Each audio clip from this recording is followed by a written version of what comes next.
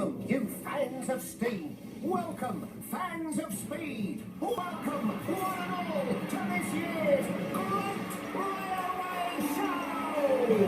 Only here can you witness the mightiest locomotives from all over the world, competing in feats of strength, speed, and skill.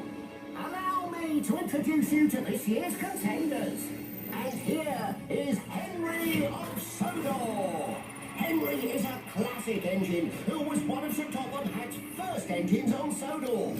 Henry's not always been the strongest engine. He's had his fair share of problems in the past and has even been known to hide in tunnels.